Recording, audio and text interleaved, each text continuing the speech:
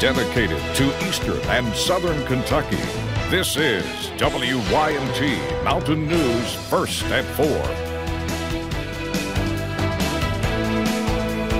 Good afternoon, I'm Steve Hensley. First at 4, 9-year-old Clay County native Althea Madden is working to help kids in her community and across the country.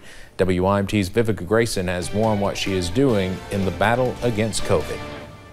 As vaccination rollout efforts continue across the country, next to receive their shot of hope are children under 12 years old, something Althea Madden is helping bring closer to reality by taking place in a COVID-19 vaccine trial. My visits, they were very simple, like my dad said, a simple shot and blood draw.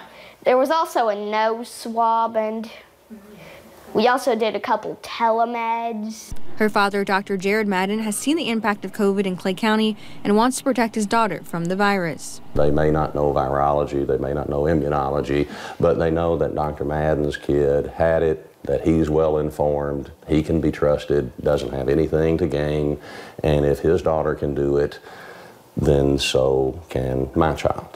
Part of that protection in Dr. Madden's eyes is including his daughter in the ongoing study of the vaccine for her age group, an experience Althea says has gone smoothly so far. It does not hurt. I was completely fine after I got the shot, and there is nothing to be afraid of. Dr. Madden tells me Althea is part of a Moderna safety study, and this is conducted through Dr. Michael Simon's pediatrics office in Lexington. In Clay County, Vivica Grayson, WYMT Mountain News. Very well spoken young lady. Dr. Madden says he and his family will soon find out if Althea received the vaccine or the placebo. If she received the placebo, then she will receive the real shot. While COVID-19 cases are going down in the United States, health experts say we cannot let our guard down. The FDA isn't. October is shaping up to be a busy month with meetings scheduled for the 14th, 15th, and the 26th. Topics will include potential booster doses for Moderna, a potential booster dose for Johnson & Johnson, and the FDA is also set to consider the Pfizer vaccine for kids 5 to 11 years old, which is a top priority.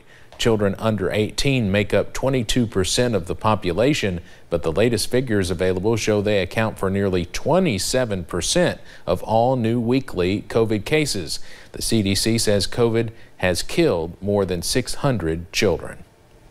Frankly, it's an embarrassment in a developed country to have even 100 children like we've had die of an infectious disease that's preventable.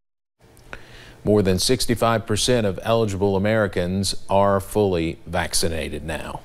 Sweden has paused the use of Moderna's COVID-19 vaccine in people 30 and younger due to, quote, rare side effects. The Swedish Public Health Agency says the Pfizer shot will be recommended for these age groups instead. A statement from the agency says Moderna shows, quote, signals of an increased risk of side effects such as myocarditis and pericarditis, but insists the risk is still, quote, very small. The agency says data shows the risk presents itself mainly in male adolescents and young adults, particularly after the second dose.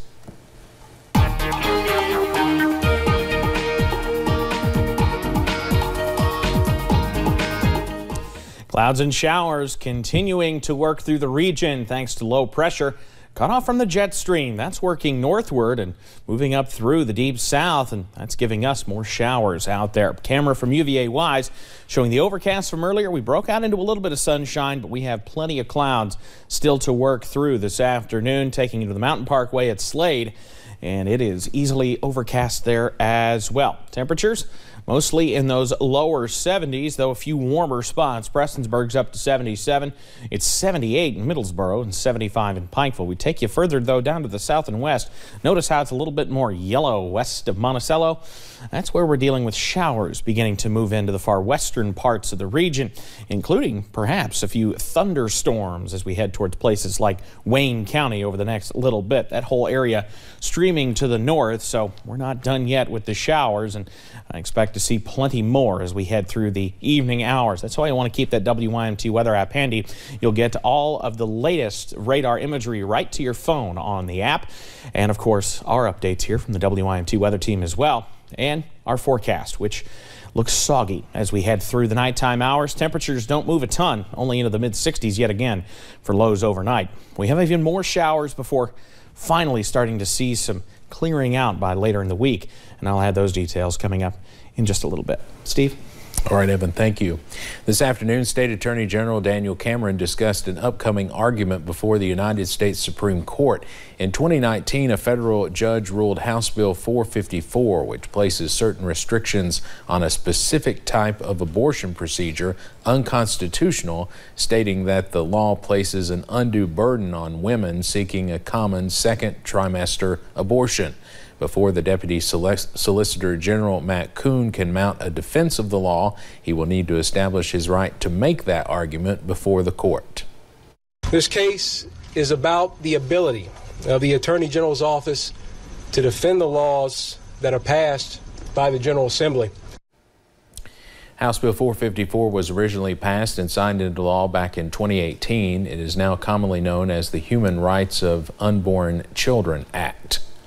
Senate Republicans have put forth a proposal for a limited debt ceiling increase into December as Congress tries to avoid possible default later this month. So far, Senate Democrats are planning to push ahead today with a procedural vote on a House-passed bill to suspend the debt limit. CBS's Skylar Henry is on Capitol Hill with the latest. Senate Democrats will bring up a procedural vote today on a House-passed bill to suspend the federal debt limit, though Republicans are expected to block it. Republican obstruction on the debt ceiling over the last few weeks has been reckless. It's been irresponsible. The majority has known for 3 months that show votes like this would go nowhere. Senate Republican leaders say they are willing to support a limited debt ceiling increase into December with a fixed dollar amount in order to give the Democrats time to pass a longer-term measure using the reconciliation process. The Biden administration has warned inaction could cause the Treasury to run out of money to pay its bills after October 18th. This would be a catastrophic outcome. Over at the White House, President Biden and Treasury Secretary Janet Yellen discussed the debt ceiling with business leaders. It's a meteor headed to crash into our economy. We should all want to stop it. President Biden has expressed he's open to Senate Democrats using the so-called nuclear option to raise the debt limit. That would suspend the 60-vote threshold needed to pass a measure with only Democrat support. But moderate Senate Democrat Joe Manchin has signaled he doesn't support doing away with the filibuster. The only thing I can say at this time to Leader Schumer and to Minority Leader McConnell is please lead. Congressional Democrats also remain split on a major social spending bill, even after President Biden dropped his target price range down to $2 trillion. Skylar Henry, CBS News, Capitol Hill.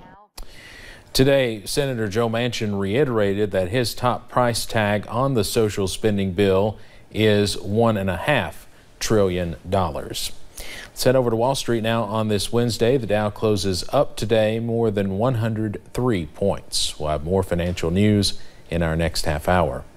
Southwest Airlines wants you to kick off 2022 in a tropical paradise.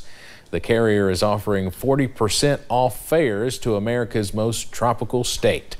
It's good for travel between January 6th and March 9th, but you have to book it by Thursday. You can use promo code Hawaii 2022 on Southwest's website to activate the deal. Hawaii currently requires any unvaccinated travelers to present a negative COVID test before boarding a flight to one of its islands. When we return, see how a 6-year-old California girl in the middle of the fight of her life against brain cancer is still focused on helping others. And no all-day rain in play, but showers and storms are here to stay for now. I'll have the full breakdown with fewer rhymes straight ahead.